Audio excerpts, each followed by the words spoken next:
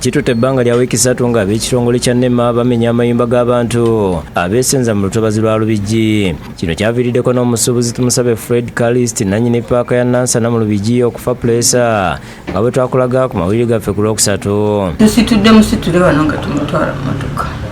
Bano era bawadde abatuuze b'e Kawalansalesale wa nnaku 3 nga baamuse ebifo byabwe. Kati bano nga balina abakulembeze baabwe omubadde n'omubaka Beka Kawalya bakombye kwerima ne bagamba nti sibakuvaawo okutuusa nga abafunidde aw'okudda. Ettaka lino teribangako mu lutobazi.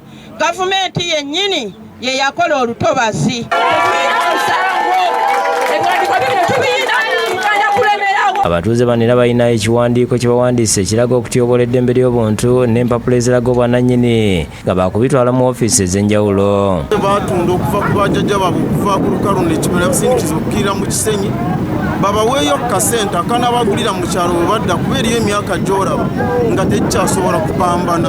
Naye essaawa eno omuntu okujja okugamba nti nno abantu bali mu ntobazi ng'omuntu alina n'ekyapa mwakimuwa bannange tugenda kulwana okufiirawo. Gavumenti erowooze ku bantu baayo. Babakulembeza abatwala ebitundu bino nga bakulembeddwamu Mbaka Kawalya bagambye nti bakulwanira abantu bano olw'ensonga nti ssemateeka w'eggwanga abakuuma okusinza ku bbanga lye bamazeewo. Mateeka Article 26 etuwa right of owning a property ne bw'obanga woolina waliwo olw'omuki wabawawo tukozese obuyinza obutuweebwa ssemateeka. Kawalya era asabye abatuuze bano okubeera obumu n'asaba ne gavumenti eririra abantu bano olw'ensonga nti bannayuganda ng'abantu abalala. Abakulembeze tugenda kwogeza eddoboozi liki ne nammwe abantu basaba mwogeze eddoboozi ki limu. So njagala okubasaba mwenna obanga waliwo ekyali kibaleese okubeera obumu nsaba kibeere kino.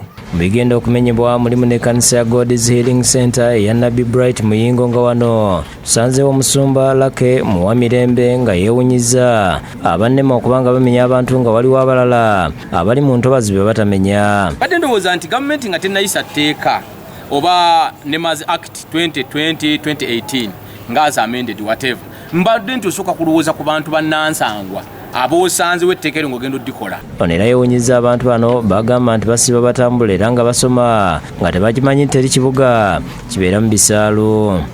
Ye wali olaba ekibuga ki nga ekitoogo kiri mu kibuga abantu bano bakola ebintu bya myaka gya 6. Abantu b'e Kawalanja babagumya temuli mwekka. Ffe nga ffe abakulembeze bammwe tugenda kubalwanirira paka ku muntu asembayo.